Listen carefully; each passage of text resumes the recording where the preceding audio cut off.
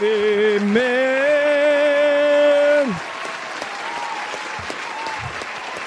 Hey, welcome back to Calling All. Yeah, there he is right there. Jim Myers, welcome back to Calling All Beings. It's been a minute or two. I'm your host, DJ, and sitting to my left shoulder is my illustrious co-host and work and fitness coach as well. Depending on the day. And what's your name? That's right. And below us is the owner, operator, researcher, speaker at conferences. And actually, he's going to be having one of his own this summer. None other than Mr. Jim Myers. Welcome back to Calling All Beings, hey, Mr. Myers. Glad to be back. Thank you. It's always good to have you back. You've co-hosted with us, I don't know, at least 3 or 4 times now. Been on roundtables. And every time I talk Sasquatch with you, it's a pleasure. Thank you. So, and I'm really glad that you could join us because I wanted you here to help us welcome this gentleman here. And I became aware of this gentleman when I lived in Northwest Florida in the Destin area. And I saw a video that was shot in the woods that was a thermal of a Sasquatch with this gentleman and his father. And I think the two things that drew me to him initially were the closeness between he and his dad, which is probably the first messages I ever sent him were regarding he and his father, Stacy Sr. And then the fact that obviously they had a prolific Bigfoot encounter and then his exploits after that. And I actually got to shake hands with him at the, I think it's called the Great Florida Bigfoot Conference or something like that. It's in Ocala every year. It's one of the best out there. I mean, there's a lot of good ones, but the Ocala Bigfoot Conference is awesome. And now I'm out here in Colorado with Jim. So yeah, not that we see each other a lot, but well, you know what? You just told me to ride up there on my bike, so that's going to give me a reason to ride up there and see you. It's a great ride between you and me. It's a great ride. Yeah, I'll make that happen. And hopefully we're going to get out in the woods at some point. Sure. I know that you do have a business that does this. But anyway, let's get to our special guest, this gentleman. It is an honor to welcome him in. He is a filmmaker. He is a researcher. He has done paranormal and Bigfoot research. And he's just all in all, just a really witty, cool guy. So all of you in the chat, hello, everybody. We love you. But now we got to get down to business. So party people, put those hands together for Stacy Brown Jr. Somebody give me an amen for Stacy Brown Jr. That's the cab welcome. That's how it goes. It's a go big and go home. Unique welcome, yeah. That is the wildest, I guess, segue to me coming on a show that I've ever experienced. So, mission accomplished. Good job. Good job. Got that crowd next to you cheering. I mean, you're right. You got a studio audience right there. That's cool. Right there. Slay, homeboy, slay. That's how it goes, man. Oh, wait, not that one. It's this one for Stacy. There we go. Oh, sir. Yeah. Let us talk a Bigfoot. Yeah, when I met you in Ocala and we shook hands, and you're probably like, "Who's this weirdo with the sunglasses?" You probably didn't anticipate you were going to get this kind of welcome when you eventually came on. But it is an honor to have you. And I'm going to start off with what I think is a really easy and obvious question, and that I've been wondering about, and that is, how did you go from simply Stacy Brown Jr. to Stacy Brown Jr., filmmaker, researcher, all these sorts, paranormal and Bigfoot? Can you please tell me how that metamorphosis occurred? Yeah. So I used to do. I had another life before all this, right? I was a musician. I was a wrestler, and I kind of ended up, having my Bigfoot encounter, so it got me into that. But I had been into filmmaking since I was like longer than I can remember. I was into Bigfoot, and my filmmaking started out just kind of like comedy stuff. Me and my friends were doing just kind of like stupid stuff, jackass type shit, and then we.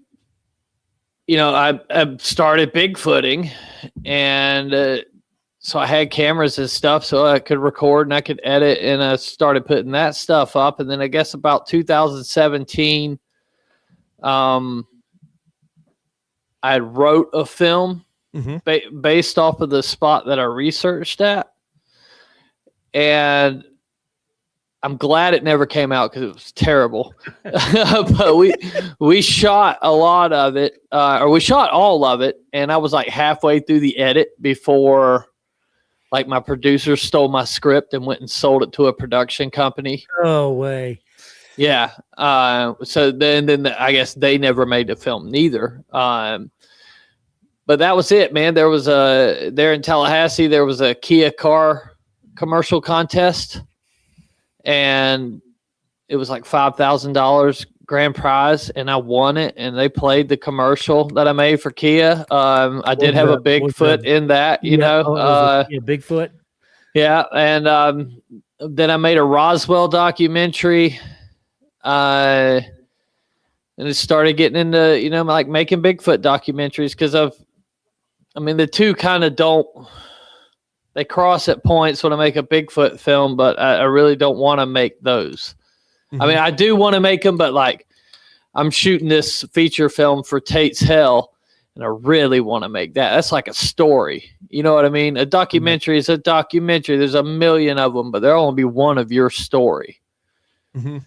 Right? Because if we do a Bigfoot documentary, chances are I'm going to cover something somebody else has already covered. Yes. So I either now have to do it in a new flashy way, so people won't feel like they're hearing the same stuff again.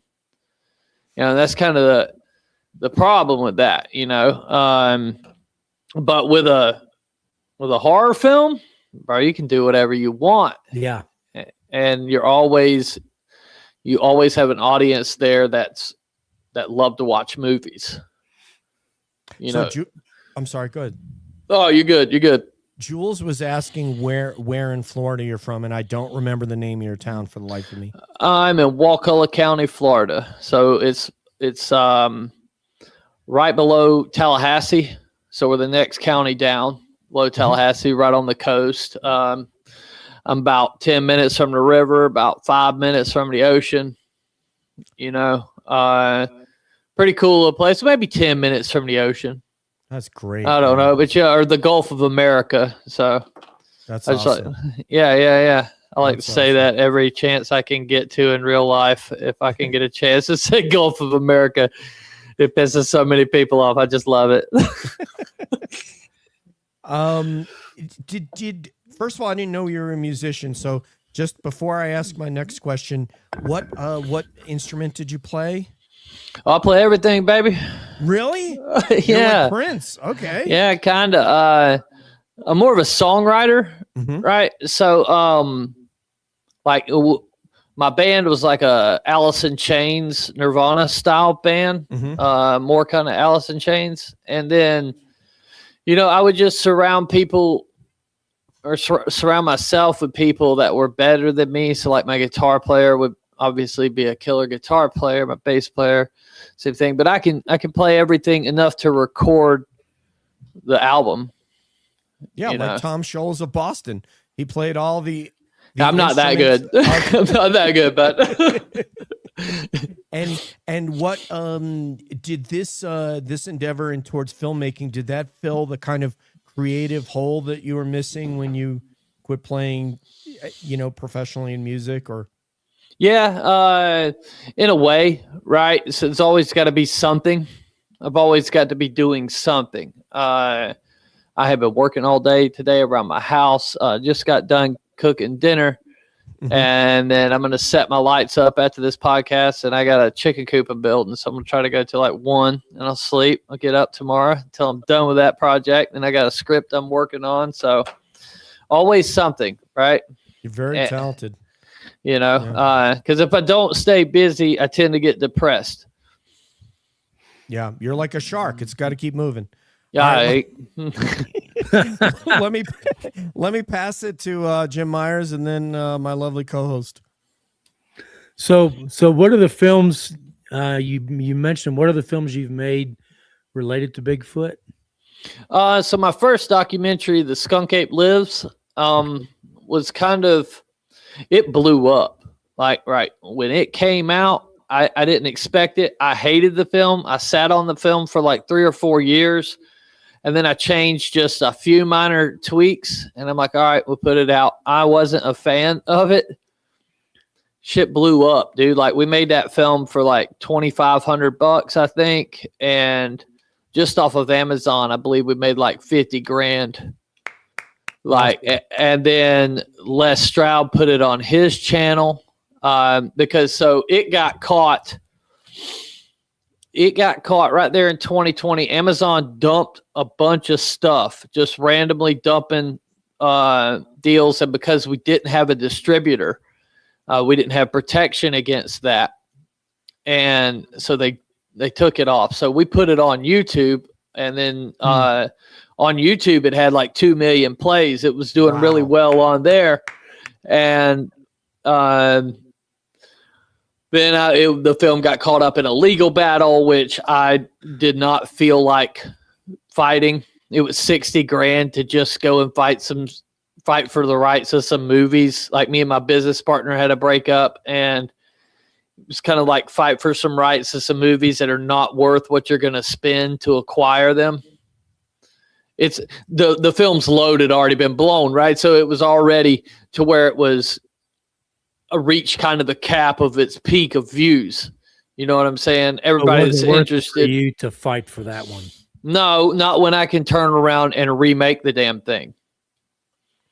You know what I'm saying? Yeah. And that's I'm going to make The Skunk Ape Lives on. And it's not going to be the same documentary. I know new stuff that I didn't know back then. I'll cover different subjects, but I'll still hit on kind of how the skunk ape came to be in Florida, you know, things like that. Cool. Awesome. Let's pass it on to Boston Bia, because I have a dozen questions right off the bat, but I got to share. So go ahead. Go ahead. All right. So have you had any Bigfoot experiences? Yeah, sure have. Right, Well, how long we got? Well, listen, Cat Rocks, the one with your dad. Tell us about your first one. Okay. That's good. Yeah, because some of them, it's gotten weird, right? Like the new ones. When I started off in this, I thought we were kind of just after like a primate, and now I really don't know anymore. That still could be the case, but to the Bigfoot world. Yeah. You know, but it's all based off of stuff that I've witnessed. Yeah, I don't do this power of suggestion. I know there's a big push right now for them to be Nephilim or something to that degree. I have no way of knowing that, you know what I'm saying? So like, right. Hey, maybe they are, yeah. And, cause it could be, but hell, I'm not going to bring it up, you know? Mm-hmm. But yeah, so me and my bass player had went camping, just kind of writing some new tunes for the album. Okay. We had went to a lady's house who was on Finding Bigfoot. She had a handprint inside her door. It was like the second episode. And I was playing music down at the Riverside cafe or whatever it's called. It's more like a bar though.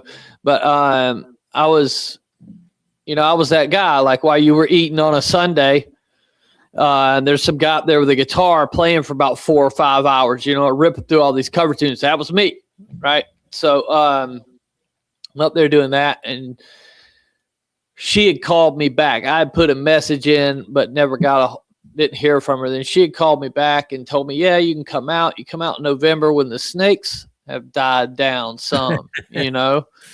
And I was thinking to myself, I'm like, lady, okay, all right. I'm not going to argue with her. It's hotter than hell anyways. This was like July.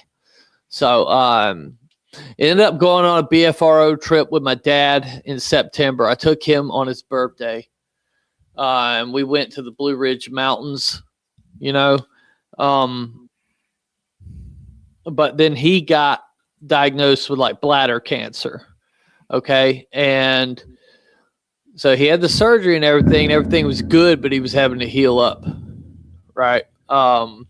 Which with my dad was kind of a more stubborn thing. I watched him. They had a damn catheter ran in him. Right. So they could run that camera down and look, and he got madder than hell when they wouldn't take it out one time. And he come home right there on the pool table and took the thing out himself. Now it's like a thing like that long, right? And it's got a ball on the end of it, and they had to depress that ball to remove it. And he didn't depress that ball. He just snatched that thing out. So took him a little bit longer to heal than maybe it would a normal person. Plus he had like autoimmune disease. So he had Crohn's disease. So it took him a while to get better. But anyways, November, he wasn't better. So we still went with my bass player. And as soon as we pulled down the road, I see Matt seen it too, but I don't know what he saw. I see legs step into the bushes, right? Just like that. And so I'm like, hey, did you see that? He's seen it too. He just seen this, I guess, kind of black object move in the woods. But you didn't see the body, just the legs. That's all I seen, Okay. right? But here we see that, and we're thinking it's like power of suggestion. You know, we're freaking ourselves out. But we stop there, and we hear whatever it is going down this ravine. There was like this huge ravine there, you know, and you think Florida's like flat, but it's not. In some places, it's quite hilly. And this is one of those places. So we're going up the house, meet the owner. The owner puts us on the back of her mule and takes us around the property. Okay. Now, it's like a Kawasaki mule. It's like an ATV. It's not an actual mule. I've had people get confused when I brought that up before. But yeah, we went down, and she basically gave us like safari. She's like, hey, guy, seen something here. Guy got growled at here, yada, yada, as they drive us through this labyrinth of trails on their 30 acres. They take us to one spot that's up. It's like there's this one big hill in their woods, okay? And there's a trail going up to it, and there was a loop at the top. So we're up there on the loop, and she shows us some stick structures. But they're nothing like huge. They're like knee high, but very intricate. And immediately I'm thinking, okay, she could make these because she could park the mule there and just walk 5 yards into the woods and make them. You know what I mean? It wasn't out of the realm of possibility. We finish the tour up. She takes us where we're going to camp. And it's this place we call the Stabbing Cabin because it was this old deer blind. 2-story deer blind that this guy had like put all this, he had closed it in and put all this like stuff around on it. There was clothes in it and stuff. It looked straight like something out of Texas Chainsaw Massacre. You know, you would see Leatherface run up out of this thing and chase you, right? And this is exactly where we're camping. So there's that part, right? Like that was spooky in itself. So we're getting our gear out of the mule, and she's like, all right, guys, y'all got our numbers. Call us if you need us. You're the first people to camp out here. I was like, what? Yeah, because the BFRO had been there for like 7 years already, but they had not stayed out there overnight. Hmm. And I get why now, because like Miss Bridges would put on a damn show. You know what I mean? There'd be dinner, there'd be drinks. It's hard to do Bigfooting when they just want to talk up at the house. Right. You know what I mean? So like there would be times when I went there that I wouldn't even go up there to talk to them. I just go straight to where I was camping, because you get caught into that. And then all the game's on, you know what I mean? So we go watch the game together and stuff like that. But let me interrupt you just briefly. Why was that site unique or a place to go for Sasquatch? well, so what it turned out, what I ended up learning, I spent like 8 years there before Hurricane Michael came in.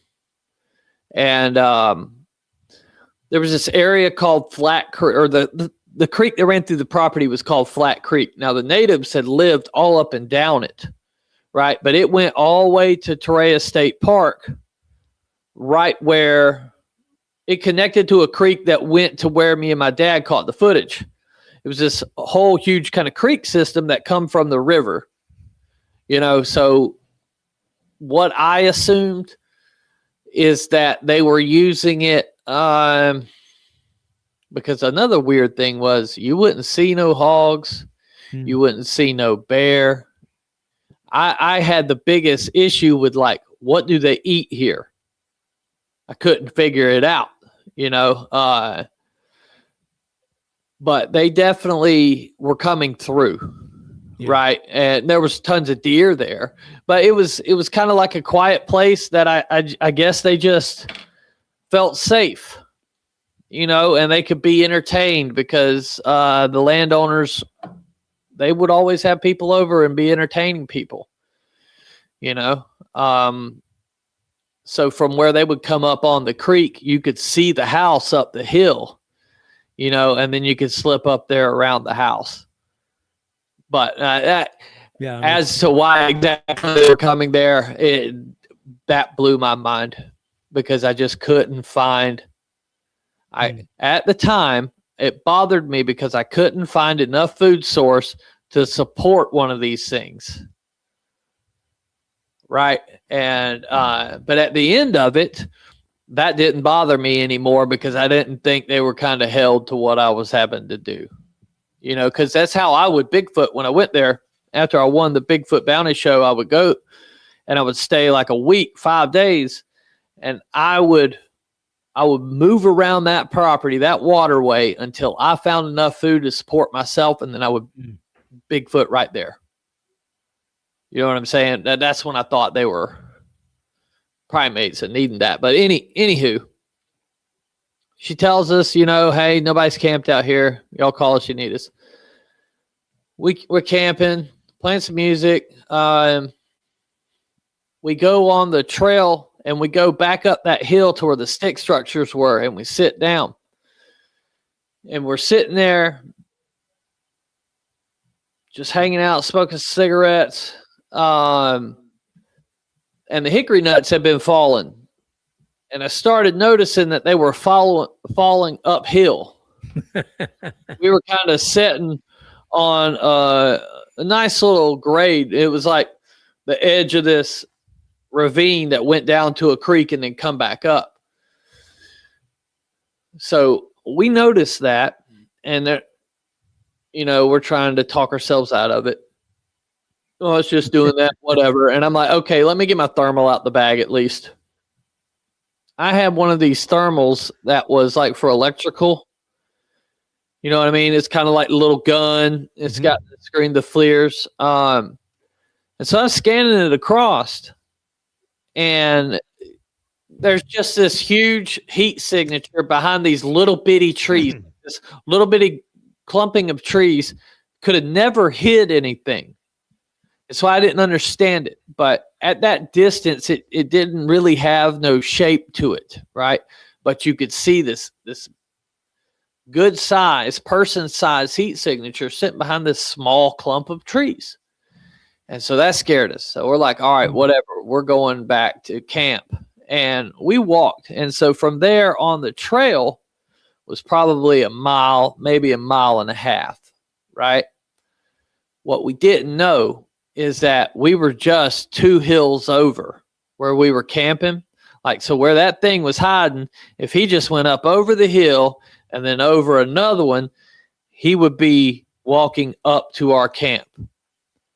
Right. So just right there. And so we got there at camp. We started hearing the stuff walking around, blah, blah, blah. It was freaking us out because it would walk and then stop and then walk. And now we're up on top of the hill, like I said, and it's probably a 75-foot, like a nice size drop down the hill, but you could walk up it, right? And a creek ran west to east, and it met with Flat Creek that ran north to south. And then we were kind of in the corner up on a hill. And it got to the point where I had the flashlight out, and I shined it right where I heard the stepping. And it was just a tree, right? And I'm like, I'm going to hold this light here. And I'm saying all this stuff. I'm like, I'm going to hold this light here till you come out. You got to come out, you know? And I promise you, like 10 minutes went by. And now I've done come down the hill a little bit and gotten brave, right? Come down the hill, shining it, and nothing happens. And I'm like, oh, man, I'm losing my mind, right? You're hearing stuff. I turn around, go back up the hill. The second I get to the top of the hill, because my flashlight won't shine all the way down there good. Second I get back up the top of the hill, walks to another tree. I was like, bro, whatever. So at this point, the guy I was with was a drinker. He really started drinking at this point. Did he see it? I don't know how he wouldn't have. You know what I mean? Like, I believe he did. If he told me he didn't, I would kind of be shocked. Looking the same direction. No, we weren't looking the same direction. That's why I say maybe he wouldn't have. Maybe he didn't see it, but I know he saw it. We talked about it. So yeah, he saw it. He saw it for sure. But yeah, we're sitting there, and like I'm facing towards the fire this way. He's over here, and he's kind of facing the fire, but he's 6-7 yards from me. And we hear like a deep breathing, and then look up at the wood line just to the edge of the firelight, and that's where it's standing. And it feels like, I don't know, 10 minutes maybe, but it couldn't have been, you know. I mean, it seemed like forever. It was probably 3 or 4 seconds, but it just turns around and walks off. And then I tell Matt, I'm like, bro, we're sleeping in the same tent tonight. You can tell everybody at work whatever you want to. But we're sleeping in the same tent. I won't deny it. Like, you say whatever you got to say. Hope it wasn't a backpacking tent. This is why, this is why I invited Stacy on, because he's so entertaining in addition to being knowledgeable. He's very funny. Well, so he goes and he gets in the tent, and he's like halfway in, halfway out, right? And I'm on the cooler, sitting on the cooler. I don't want to go to sleep, scared to death. It's his truck, right? Like, we're not about to peel out of here. You know, because also I've been getting teased by everybody that knew we were going, that we were gonna get scared and come home. Yeah. You know, I'm not going home. Whatever happens, we ain't going home. All right.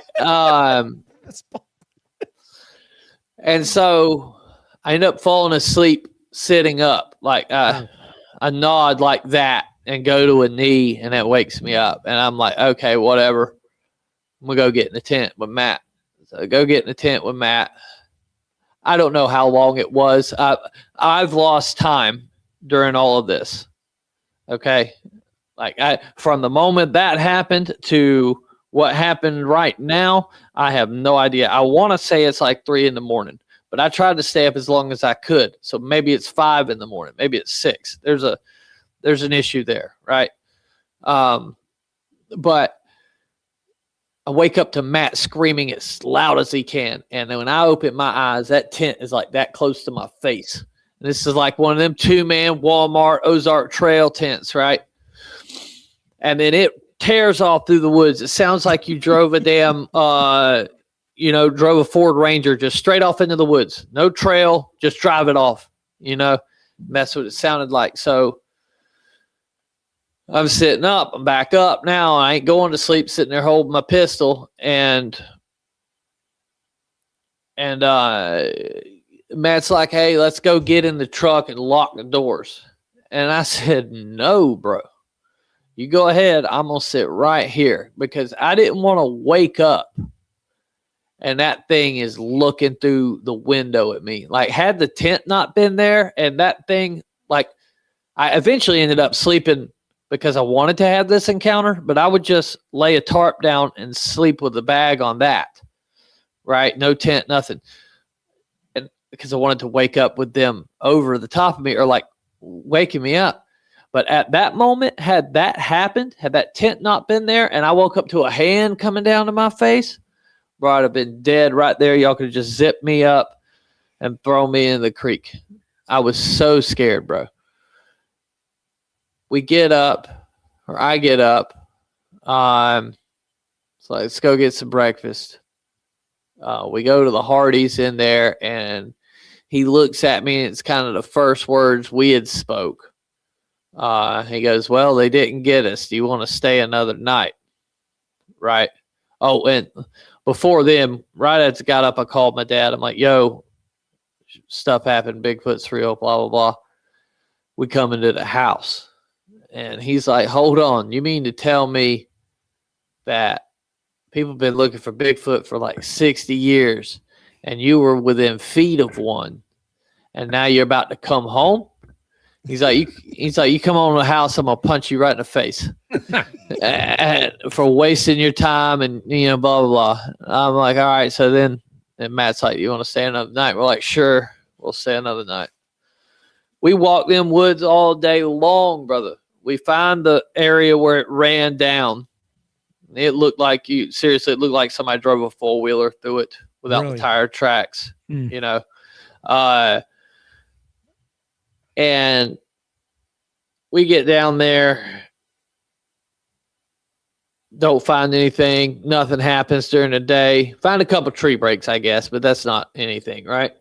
Then it gets dark again, right? And we ain't told the property owners what's going on because are they messing with us is still a thought.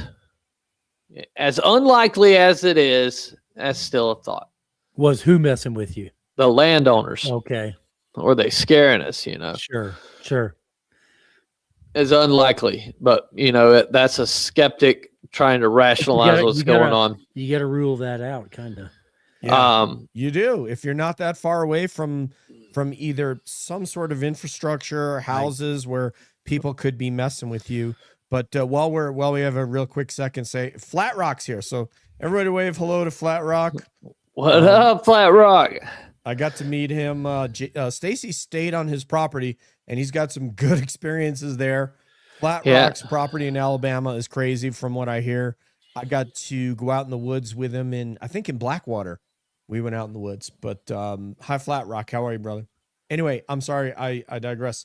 Stacy, we're so you thought it was the people messing with you, maybe? Well, I mean, we just didn't want to tell them just in case they had a really, really good suit. Yeah. And like, here's another thing is like these people were kind of big and old and coming up and down them hills. That's why I said as unlikely as it seemed, we didn't want to let them know in case they were, right? You don't want to give them the pleasure. No, I don't. Got me, man. But second night, as soon as it gets dark, starts happening again. All of it starts happening again. The walking. This time there's like grunts and like popping of trees and stuff. And I, at one point, am standing there facing the woods screaming, please leave us alone. Please leave us alone, right? And so around midnight, remember I told you that creek run east to west and then met up with Flat Creek that run north to south. he was right there in that corner, and he screamed as loud as he could. And I'm talking about the Bigfoot. It freaked us out. Like you could, it wasn't so much like a body thing, you know, it was just like, oh, I just kind of felt like, oh no, oh no, oh no. You know what I mean? And then it went quiet for maybe 30 seconds, because then that's when another one replied to him from further away. Look at Bia. Okay. Yeah. And this was like the worst part of it, because at that moment I'm like, we've came to the zoo and decided to camp down here. And now he just called Larry and the boys, and they're about to come up on in here, and there's going to be 4 or 5 of these damn things on us. You know what I mean? In the lion cage. Well, right. Jim, I'm thinking this is when Stacy should have brought out the guitar. The bass player should have got the bass out, maybe a little bit of bluegrass, and we're good to go. With hindsight, sure. But at the time, well, we're gonna get to that. Stacy, have you played music for the? Have you as a? Oh, we were playing. Yeah, okay. We were playing music then. Okay, when my dad got the footage, I think we were playing. It was White Zombie. I think I had some White Zombie on. It may have been Muse. It was something like that. You know, we were grilling. Had a little, because back then, 2012, they didn't really have these Bluetooth speakers, right? At least I didn't. I didn't even have a damn iPhone. But I would take a little portable stereo I had that would take batteries and then play the CDs, you know, sit it down. So, but always having some type of something to draw them in: food, music, laughter, a good time. Because Stacy, do you know, have you heard in Georgia, the guy, Alex Midnight Walker? I think he was right around the time he used to go out and with his guitar and with his acoustic and go out and play. And he said that drew them in. So I figured you would, I was just curious, had you tried to bring your instruments out and play? Yeah. You know, I went out there and performed whole concerts to just the woods. Yeah. Well, just with myself singing, and I'd play like a whole 20, 30 songs. That's awesome, man. Look at that. You know? These Bigfoots, people paid to watch Stacy, and these Bigfoots didn't pay a damn thing. And they got a concert. But yeah, now I usually just take a singing bowl. I'll play that. Yeah. Okay. Do that now. So and don't let me forget before we break tonight, Stacy, don't let me forget about Terea, because I want to get about your paranormal investigation there. But we can continue on the Bigfoot vein, but I don't want to forget your paranormal stuff, because it seems like you and Connor Flynn aren't scared of anything. You guys go anywhere. Yeah, and we have. I've hung out with Connor quite a few times. Yeah. But anyway. you know, I think you're right, Stacy, that they enjoy coming to places where people are having a good time. And when we're out camping, I take people out camping, we're laughing, we're carrying on. I just tell them, just be yourself, just have fun. Yeah. And they'll come in to check it out, because we're the only show in town. So they're going to come check it out. If they're in the area, you know, so like when we go to Goose Pasture, we'll pull up to a spot, get out the vehicles, hang out a little bit, you know, and then if there's nothing going on, we'll ride to the next spot. Yeah. I don't go out there and knock. I don't go out there and yell, because if they're there, they're going to knock to each other. Right. They're never knocking to us. No. You know, so I've had them knock back that it sure seemed like they were knocking back at me. But they may have been, but I don't think they ever. I think it's mainly between them. Yeah. I don't think they ever direct it towards us, but because the second we will always knock, they may reply one more time, but that's usually wraps it up right there. But if we'll let it go on, they'll knock back and forth for quite a bit. You know, and that's how we do it now. You know, we just try to get into a remote spot in the woods and become the entertainment. Yeah. And if they're there, if they're not there, if we don't hear nothing in an hour, pull up camp, drive to the next place, try again. And we'll do that all night long until the sun comes up. That makes sense. You ever have nights where none of them interact with you? Oh, most nights. Yeah. You know. Yeah, it's a lot of sitting. It's a lot of hoping and trying different things. Yeah, we can't control them. They don't perform on command by any stretch. Yeah, you know, and the other thing about it is I only go with my friends, right? So it's cool because we can forget about what we're doing and get into conversation about life. How's your mama doing? Let me tell you about what my cousin did, shit like that, you know, as opposed to sitting out there and just being quiet and listening for Bigfoot. Yeah, like, no, we'll sit out there and be talking crap at each other, just cutting up, you know, and we end up stepping on stuff because of this. Yeah, I was going to ask you that if you missed things because you're making so much noise. We do. We always have the audio rolling, you know, but audio is not really the goal in that situation. We want them to come close. Well, I mean, Tom Cantrell's been studying this since, I mean, his first encounter was in 1958. And that's what he said to do. He said, go make a camp. The late Tom Cantrell, God rest his soul. He'd say, sit around the campfire, act normal, just do normal stuff. And they're going to get intrigued and they're going to come close. Yeah. I don't see how that could be a bad plan. Rose is asking here. Let me get to Rose's question real quick. And thank you very much. Let me acknowledge some new members. Thank you very much. Old Gray Mare. Thank you. I would love to have an old gray mare myself. Scooter, Nicole, Donnie Not Wahlberg. Thank you, ma'am. She's from Washington State, so she's in Bigfoot country all the way. And of course, Ruthie Robles.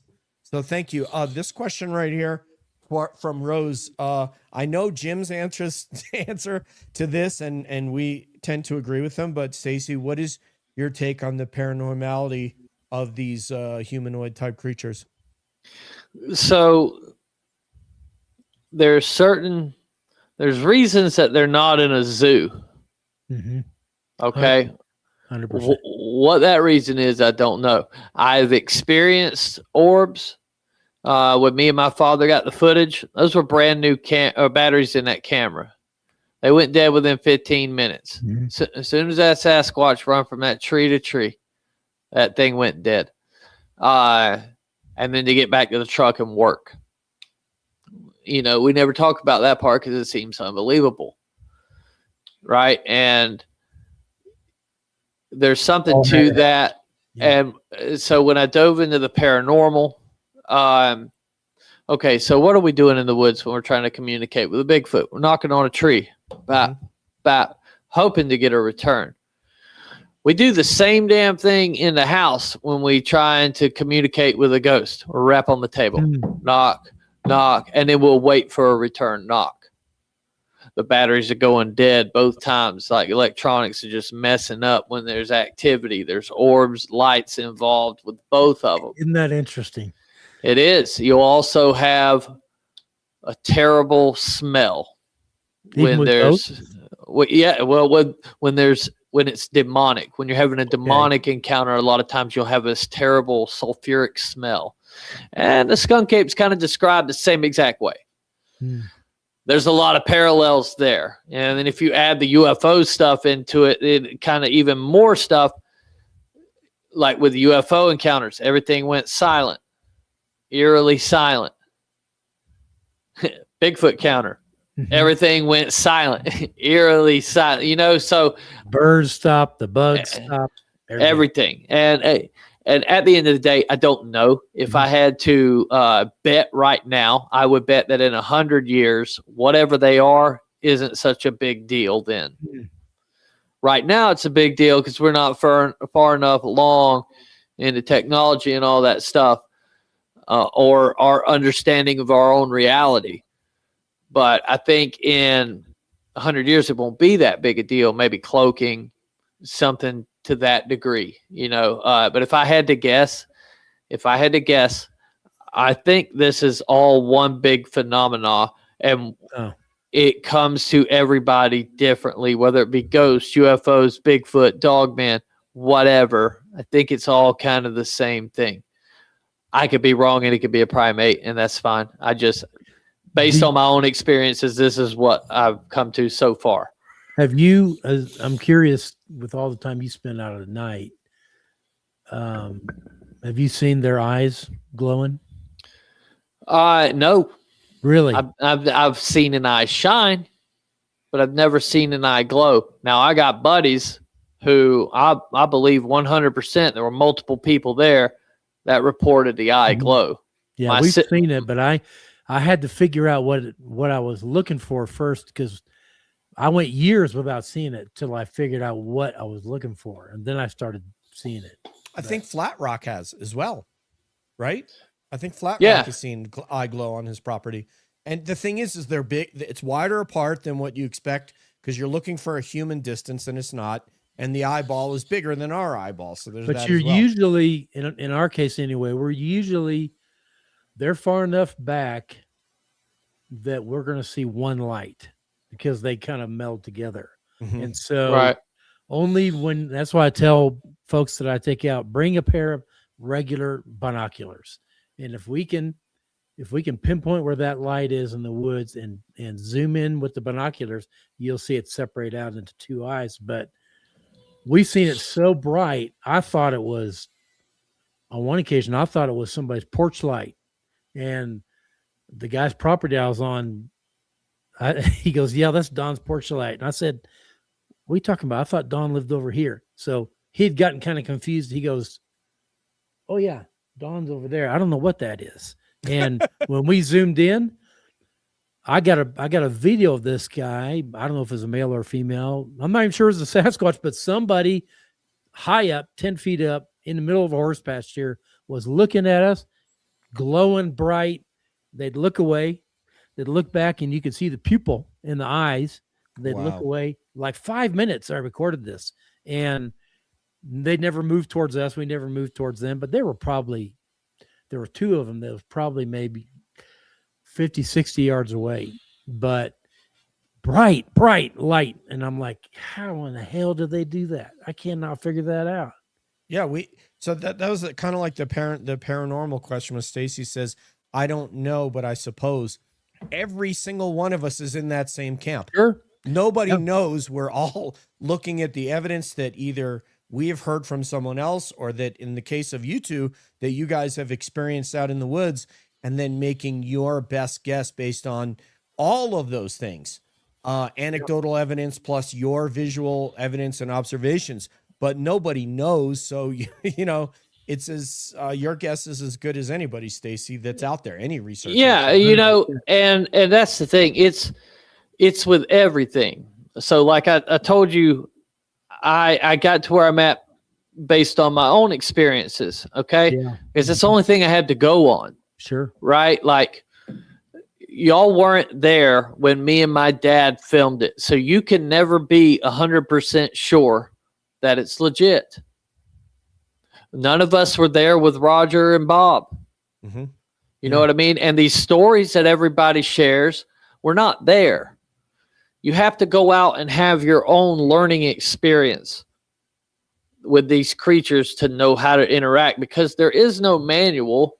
We haven't got one to where we can watch and figure it out. So we are definitely all sitting in the same spot. Somebody may have some better spots. It's something, something weird's going on. They're experiencing this. Hey, I know I heard one guy called into my show, and he said that he pulls up to a spot in the woods, and they come up to the truck and they listen to old CCR and stuff, and the Bigfoots hang out with him. Do I believe that? I guess there's weirder stuff could happen, right? Like I'm not there. I can't solely tell you. I can't judge their story because it's their story. Right. It may be true. It also may not be. So we can only be passionate, really, about the things that we've experienced. I agree 100%. There is one other aspect, though, and I'm going to get to Ruthie's question. Ruthie, real quick, since you're in New York, there is the Squatch father, Al Santariga. I know both of Stacy and Jim have probably heard of the Squatch father. He's actually at a Bronxville Bigfoot. And he goes up to, he's even closer to Westchester County than the Catskills. I think he's up near like Pine Bush, I think, and he has a spot. But yes, I heard a narrative of a German.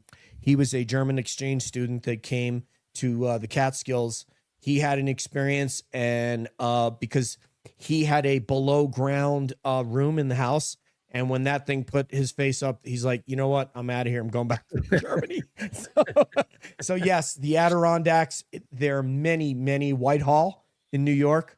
I know you guys have both heard of Whitehall. The Catskills, you hear less, but I also know of an ultra runner that had an experience in the Catskills, and he quit ultra running on those trails alone. So yes, Stacy, I did want to ask you a little bit about your paranormal investigations and sort of what got you into that, and sort of just tell us a little bit what was your source of intrigue regarding paranormal investigations. Well, I really never had any kind of intrigue into it, right? And a friend of mine, me and Bill Brock, we went up to make this, we were pitching a TV show series, and we were shooting this thing. We went through the Bridgewater Triangle. I was more there for the cryptids and stuff. But we had kind of some wild things happen on the paranormal side. And the guy that we were with, Corey Heinzen, he ended up like 3 months later buying the Conjuring house. He called us before he bought it, and then they bought it, and I was like, wow, this is crazy. So, we went up there and hung out. Sounds like a great time. Yeah. Stacy Brown Jr., ladies and gentlemen. Sorry, go ahead. But we go up there, and, you see and you hear stuff. And then I got like scratched by something at this place called Penhurst. Because we ended up doing this like live stream. It was during the height of COVID. We did this live stream like route, 7 days, or 7 locations in 6 days. And we started out in Western New York, went all the way to Ohio, and ended back up in Maine. So, went to all these spots, had some really wild stuff happen. I tell you, the place that I went to this place in New York, and we did this like Aleister Crowley stuff because, also at the time, I really don't know what I'm doing. I'm just hearing, hey, this will work if you try this. And so I'm like, all right, cool. I'm just a dog chasing a tire at this point. I'm just doing stuff. I don't really know what the hell I'm doing. Just trying to have an experience. I get this really negative feeling while I'm at this place. I hear Bill. Alone? What's that? Were you alone?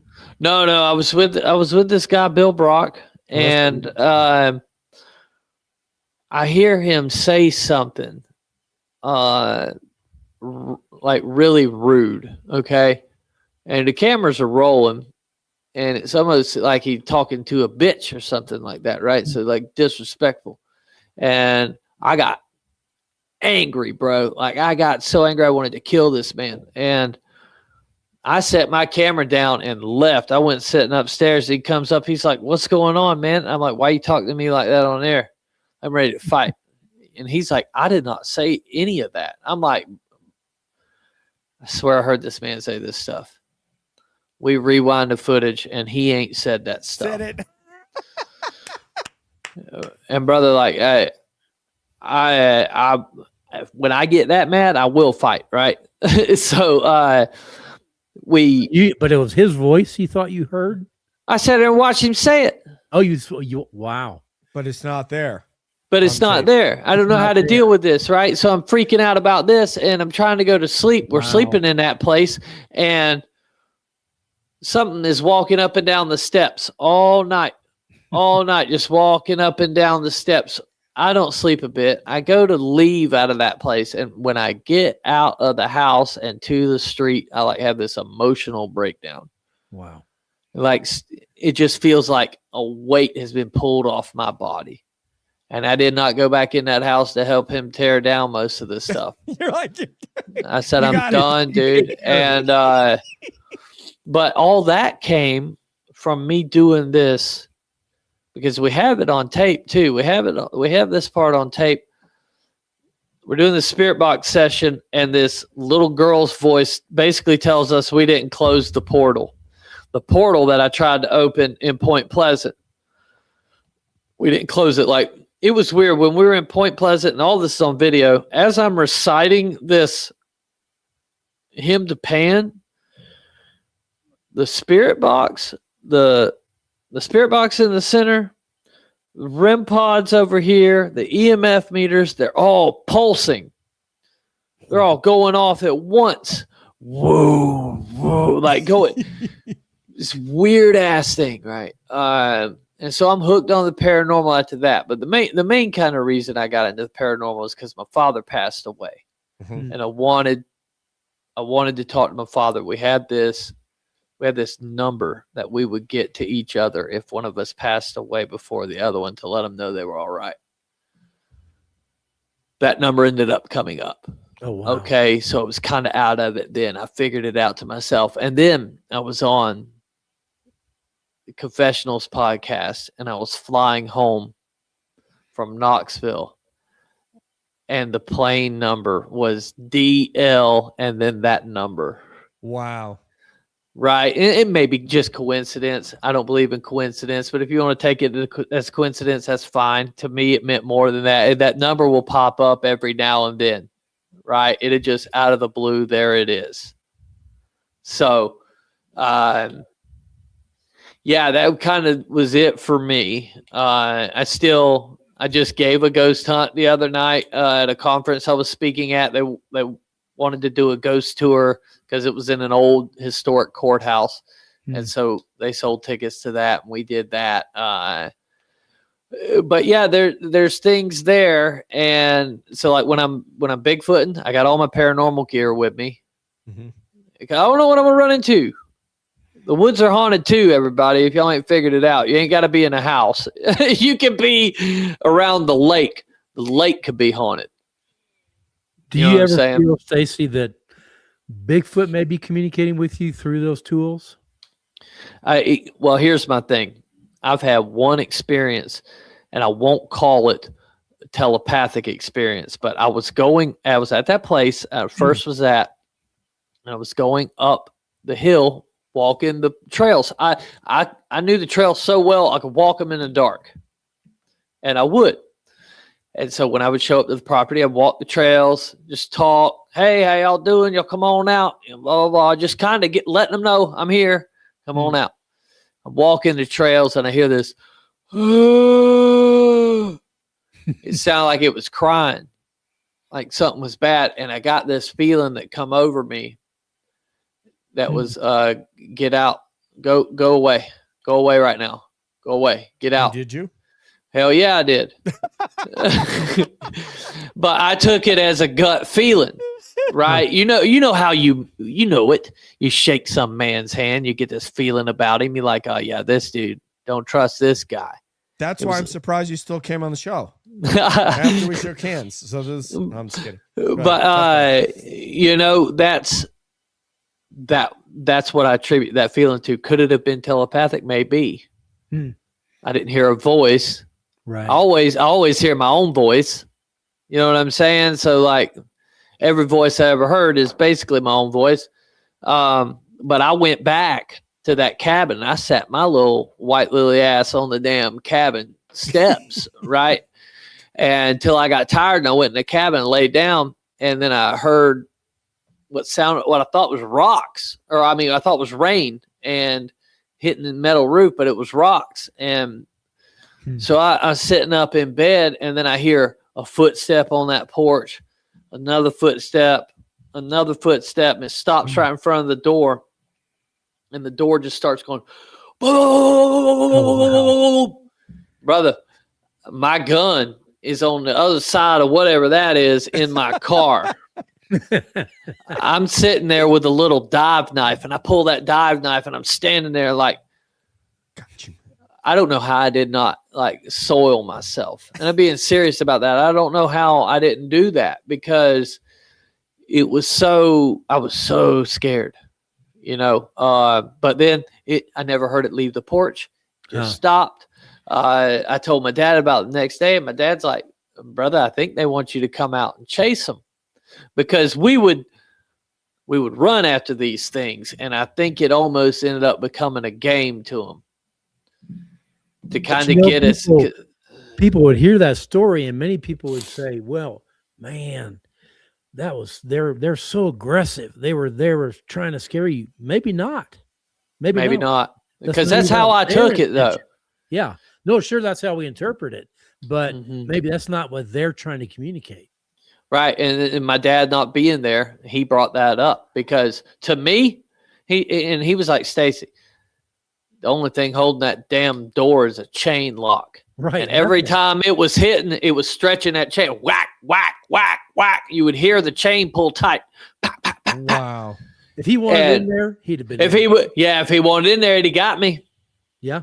Because I'll be serious with you. I think I could have snatched that thing off had I tried hard enough. Surely somebody like Kevin Nash or the Big Show comes in there, they could pull that damn lock right out. Somebody with some real strength. But yeah, and it didn't dawn on me. And then I got thinking about it, and I'm like, because there's another thing is like, I would put coins on the air conditioning, and then I would come back. I put like 7 or 8 coins, right? I'd always write the year and the type of coin down, and I'd come back before I left that weekend, and there'd be some gone.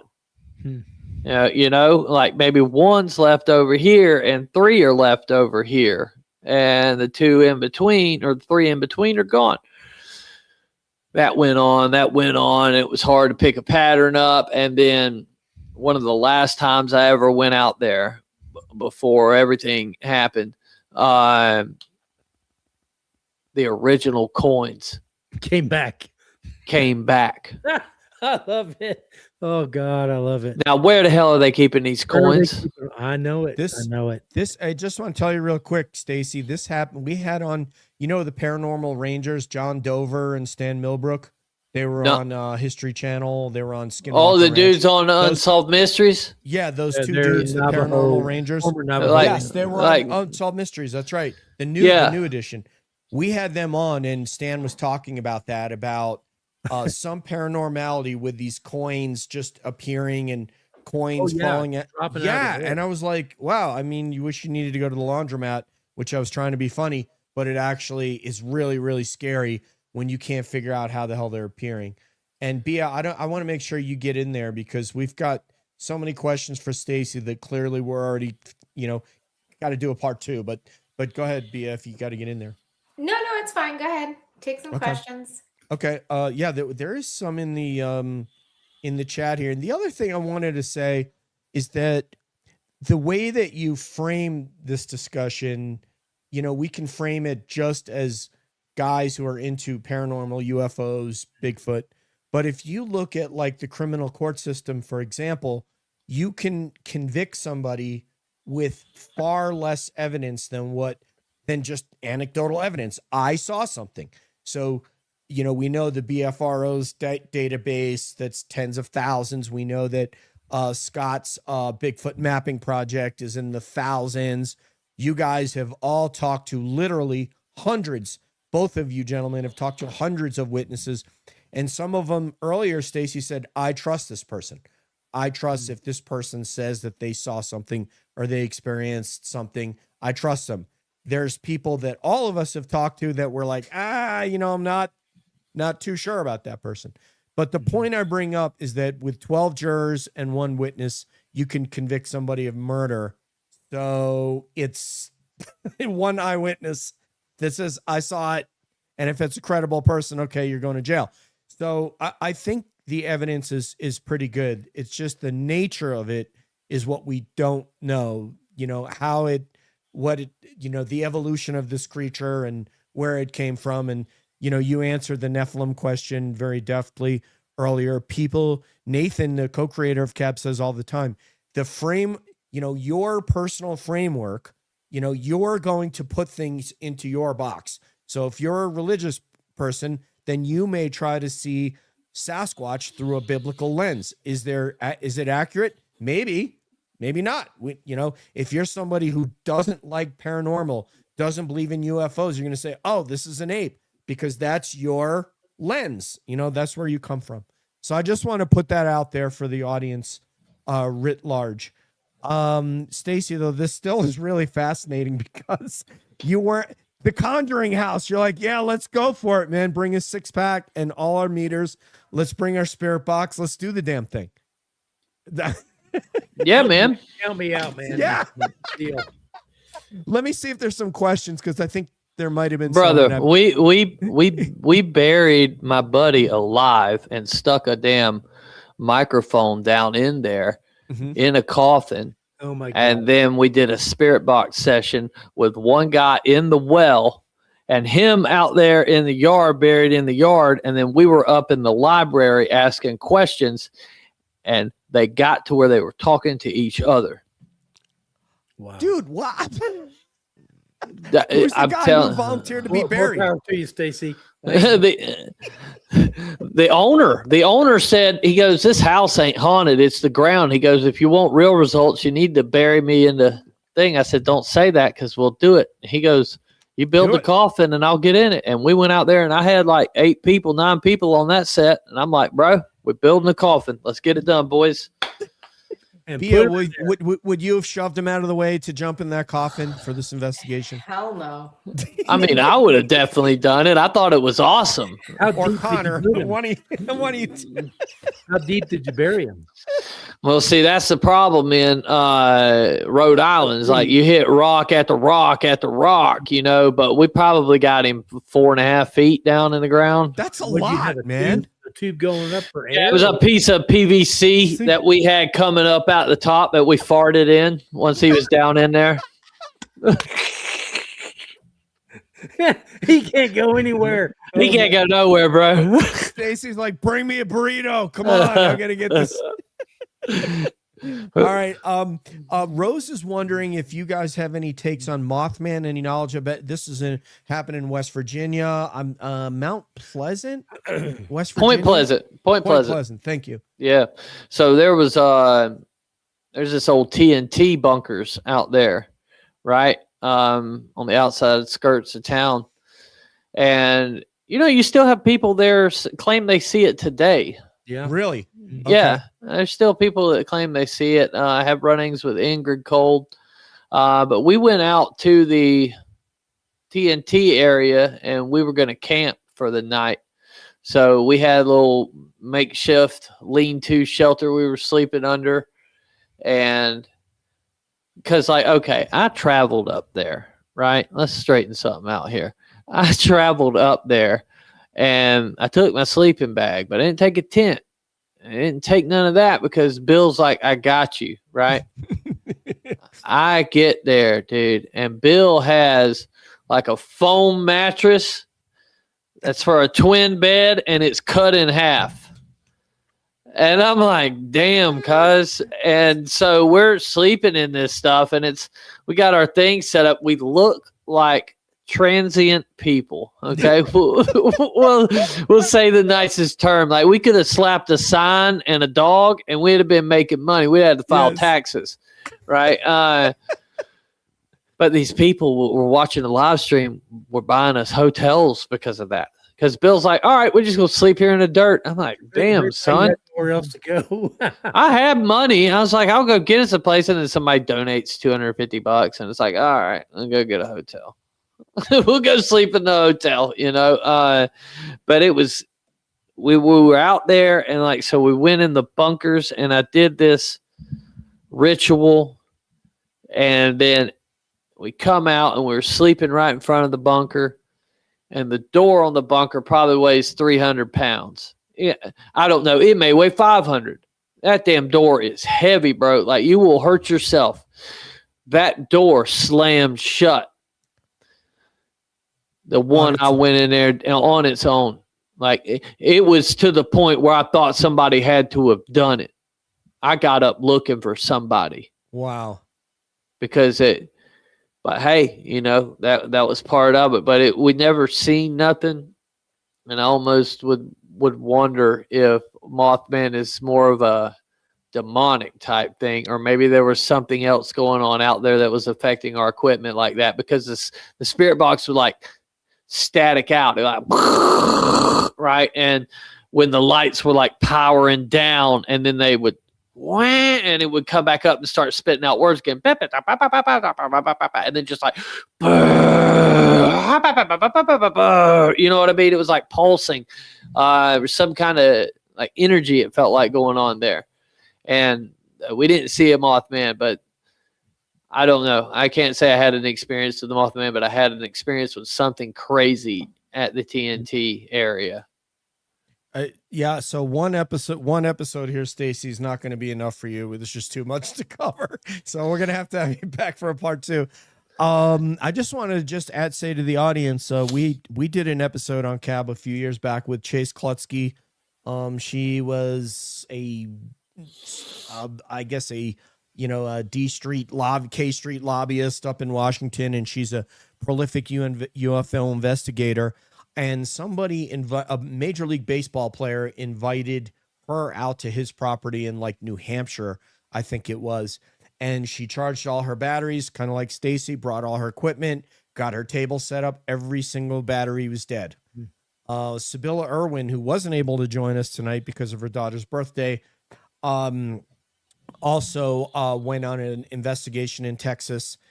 Every single battery that they had was dead for their cameras. So this is something that, and it happened to Stacy. These are kind of things just keep recurring, and it's very, very strange.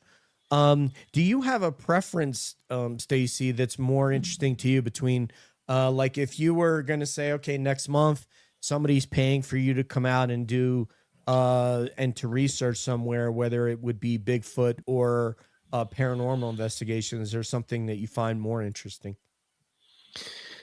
I love Bigfoot.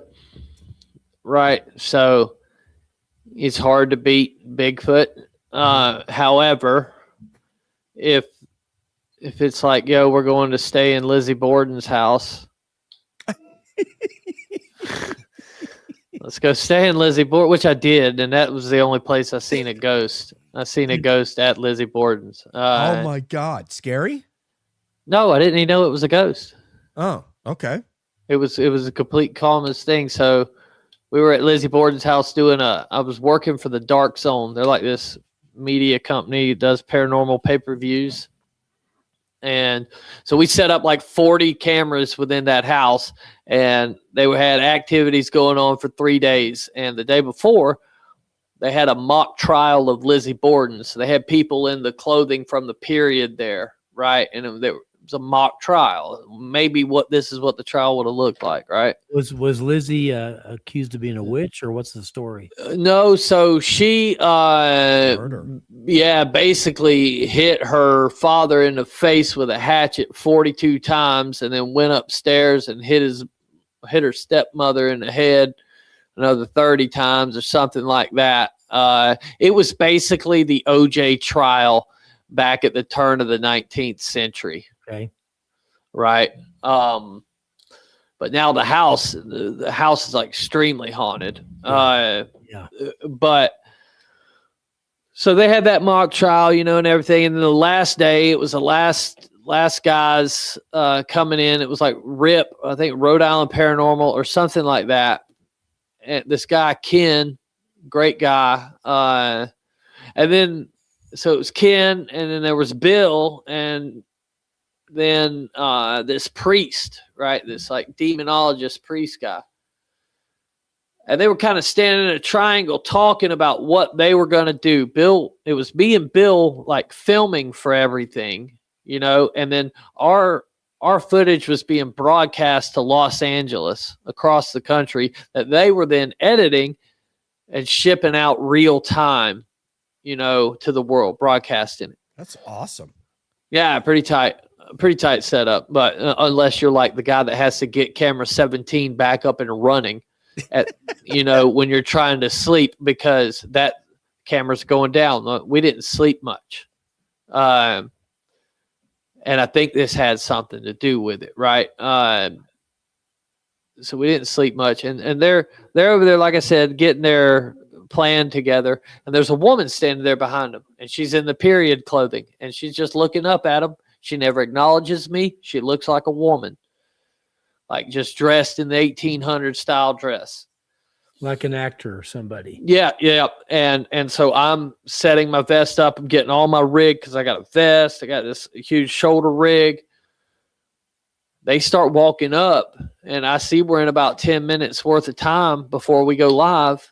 And I'm like, hey, guys, do y'all need to put a mic on that actress? And they said, who are you talking about? I said, lady was just standing there with you. They're like, Stacy, the doors are locked and nobody's coming in here. You know this. And then like so all the blood rushes out of my head. It felt like I got real nauseous. And then I'm going out and I'm throwing up in the parking lot. That's so sick. Right when he told me that, and it dawned on me. And then that's how the show starts. Susan Slaughter starts walking it in. Oh, hey, our cameraman just seen something. Blah blah blah. It was like Paranormal 911 or something. You know what I mean? Just like Paranormal Live. It was strange. It was, but yeah, that was the first and only time I had seen a ghost, but I didn't know it was a ghost, which sent me home with the thought of how many people do you see in a day? Okay. How many of those people are alive? Exactly. And you know, there's a story I heard from a researcher that both of you know, but I was sworn to secrecy on who this researcher is. But this researcher started getting some effects of like infrasound on an investigation with a group of others, and said, we got to get out of here. I got to get away from here right now. I don't feel good. And I know you guys have friends that have had this happen. But when they got to the area where the parking lot was, where the car was, he saw what looked like a Native American woman dressed in period clothing standing in front of like a young girl, like kind of like arms draped over her the way like a mother would. And at the edge of the parking lot saw something that looked like a ghostly Sasquatch also looking at those two. And so that's the only one I've heard of. But this person is someone that I find to be very credible, that would not make up something like that. He said as soon as they drove off and they got within, I don't know if it was like 5 minutes out of the parking area, I think one other person in the group saw it as well. And he started to feel better when he got out of that area. So I don't know what all that means, but I just thought I would share that with you. But all of us know who this person is. He just doesn't think he would have the credibility as a researcher if he told that story. I've got a couple stories I won't tell. I told Mark Muncy one. Okay. That was it. Yeah, there's some things you can't say. That's totally fair. You know what I mean? If you try to stay respectable, like, and some of my friends know about it, you know what I mean? Like people who are not, but you can't, and I wouldn't be shocked if this is more common amongst researchers, is that there's some things that go on that are so wild, they will not speak about because Nobody will believe you. Nobody believe you, and it's going to ruin any kind of, reputation, or, you know what I mean? You don't want to ruin what thoughts people have about you.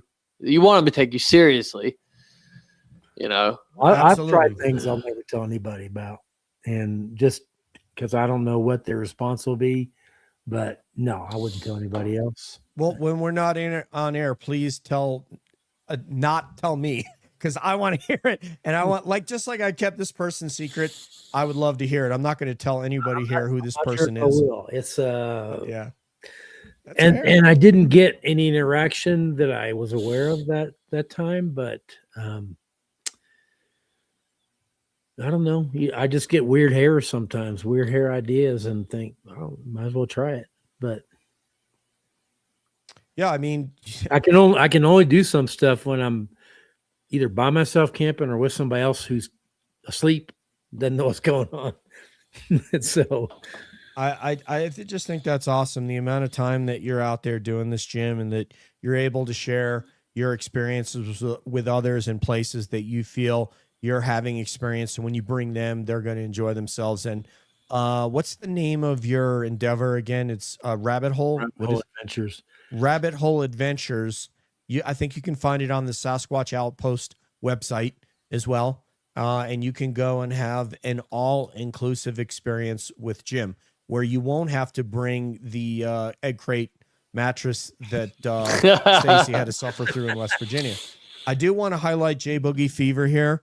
J Boogie Fever is he and his co-host Amy do great spaces, Twitter spaces, and he is really into paranormal, Bigfoot, UFOs, and one thing that is close to Stacy's heart, he loves conspiracy theories, and he and his co-host Amy are amazing together. You will see them on Calling All Beings next Wednesday, or this coming Wednesday.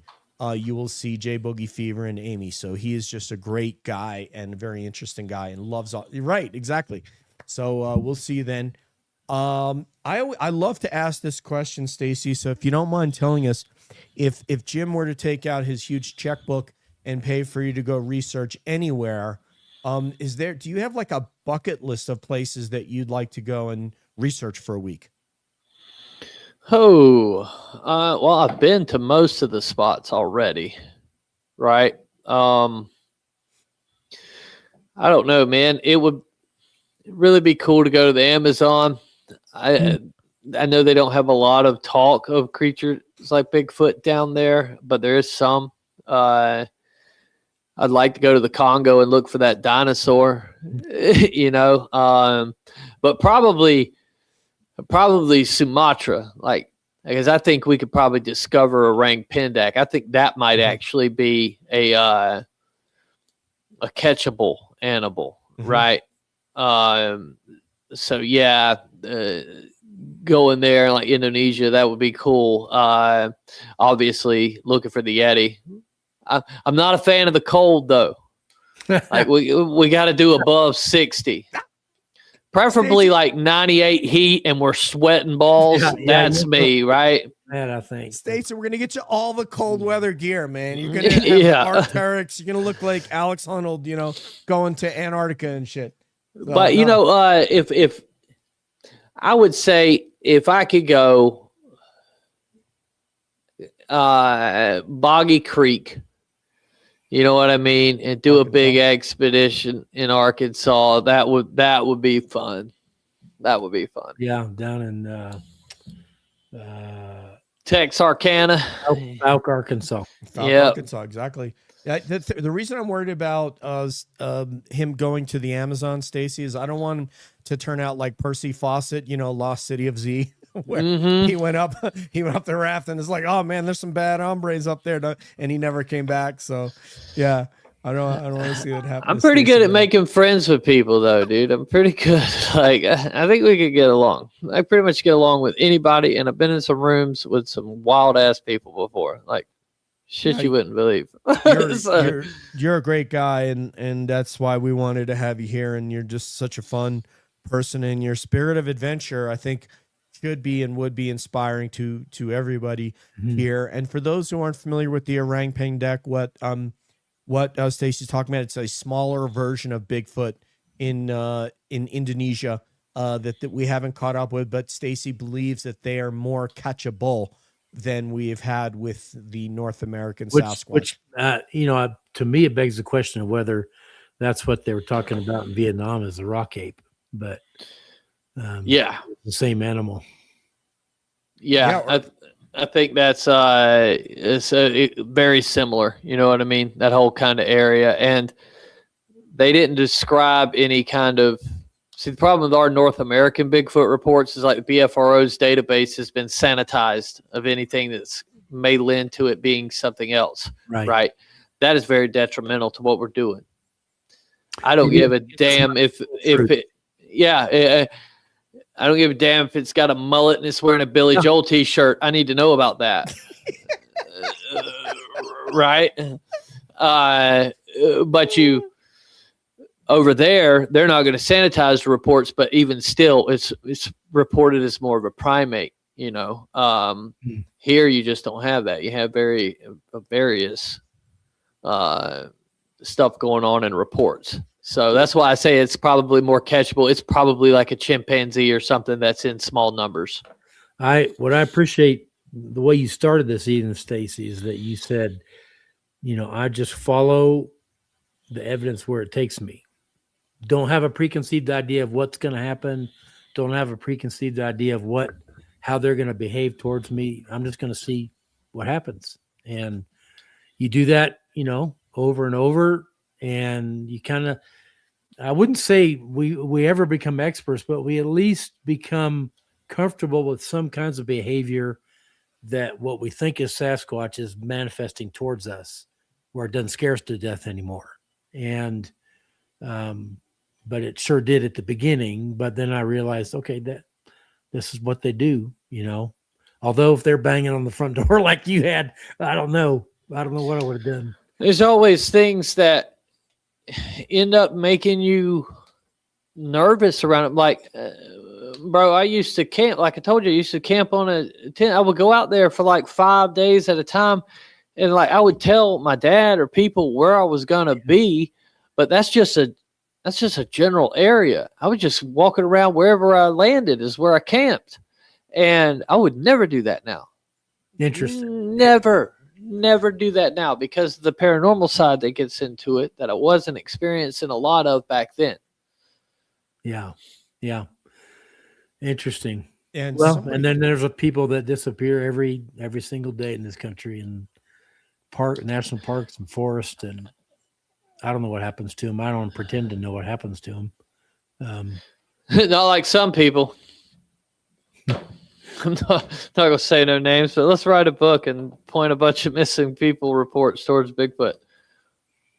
Yeah, I mean, I think, I tend to really I don't think it's Sasquatch that's responsible for those things, but I can't say for sure. But I think no researcher I know, and I know a lot of them like you do, has ever gone missing. And but boy, people do go missing. So very strange ways. Yeah. And I do think about that when I'm out camping, especially if I'm by myself. I think, okay, am I going to be the next person that doesn't come home and, your wife's calling saying, hey, can you go look for Jim? He was supposed to be back by now. And yeah, I thought about that when I was out on that one with Flat Rock, and I was out looking for firewood, and I got away from everybody. But where's DJ? Yeah. I thought he was over there. I'm not sure. Yeah. Stacy, they're curious about little people. I mean, like, do we watch them? We're watching them wrestle. What kind of little people are we talking about here? And that reminds me, were you a professional wrestler or a high school collegiate wrestler? What? I was like high school, and I could have went collegiate with it, but I was I didn't want to end up in polyester shorts being a gym coach. All right, so in terms of little people, I think they mean the ones that are in the forest. Yeah. So I've taken some reports on little people. I was in Dulce, New Mexico, and I spent about a week there, and they all have encounters with these little people all the time. One guy told me, I've got it on tape, I swear, he said, don't sleep with your butt to the tent, because the little people will come in and stick their finger in your butt and steal your cigarettes. I then made the joke of this guy. I was like, you sure it just ain't you? I was like, let's smell his fingers. And he got pissed, bro. He got mad. Dude, this guy was ready to kill me, right? Like, he got seriously so pissed. I was like, dude, I'm just joking. He's like, this is no joke. We're blah, blah, blah. And I was like, whoa, okay, hold on. But you can't tell me something like that and not get a joke out of it. Yeah, good Lord, brother. Oh man, I feel like Stacy needs to come out to Colorado and go out on one of your. Absolutely. Have you ever been out to Colorado, Stacy? I stopped in Colorado at the airport one time and quickly escaped. But I am going to Colorado in September. To do what? Bigfoot. So Where there to? was. I can't tell you the name of the town because I don't know where it is, but it's not far from Denver Airport. I know it's a couple hours from there. I guess where we're going to fly into. I got this episode. I did an interview with a guy. They would go into this canyon hunting every year, and they all ended up seeing Bigfoots at different times and stuff like that. And so he's paying for my way to go out there and go back and retrieve a sleeping bag that was left covered in hair. And then I'm going to stay a few days on top of that. Interesting. I've never heard that story. So There was a story that come out that he told me about, and then I was able to look up. It was like a sheriff's wife or something had seen it like right after he had his encounter, like not far from there, you know. But we'll see. That's when I'm supposed to go. But the only time I really want to go to Colorado is when it's not cold. And the problem with that is Colorado stays cold. Well, not right now, we've got a heat wave. Oh my God. This has been the warmest winter. So Yeah, two it's things. been crazy. When you come out here, if you'd like, Jim and I can come and meet up with you for a meal. So there's Yeah, that. man. Okay. Because we both live within driving distance of Denver Airport. Well, maybe when we're done with the broadcast here, we can just stick around and chat for a minute. Yeah. Okay. Yeah. Yeah, we can do that. Let's get final thoughts. Starting with my homegirl, the legendary Boston Bia, my fitness coach. Oh, he loves to mess with me. Anyways, thank you, Stacy. Thank you. Yeah. It's an ongoing joke. So thank you, Stacy, for coming on. Definitely found everything you said very interesting, and we can't wait to have you back and hear more. Jim, always good to see you. Always a pleasure. Thank you. Jim, final thoughts for Stacy before as we say goodbye to the audience and we can go backstage for a couple minutes and plan something out. No, I just appreciate your perspective, Stacy, and I relate to a lot of what you talk about. I do not relate to haunted houses. You're not going to catch me in one. But yeah, I appreciate your perspective, and I would love to meet up maybe when you come over this way. Yeah, for sure, bro. Absolutely.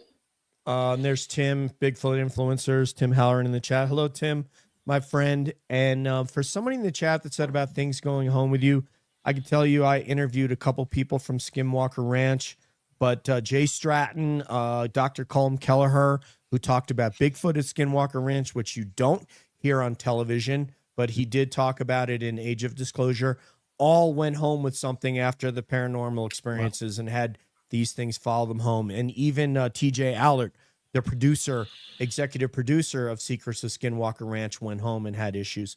So yeah, there are, I think the thing, these ghosts are just afraid to go home with Stacy. That's the only thing. So I wish that was the case, brother.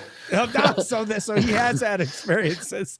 But the thing I'll say to that, dude, is like, hey, there's this thing in Bigfooting called tagging, right? Where they tag you. I have Bigfoot stuff happen at my house where I live now. And I should not have Bigfoot stuff happening at my house.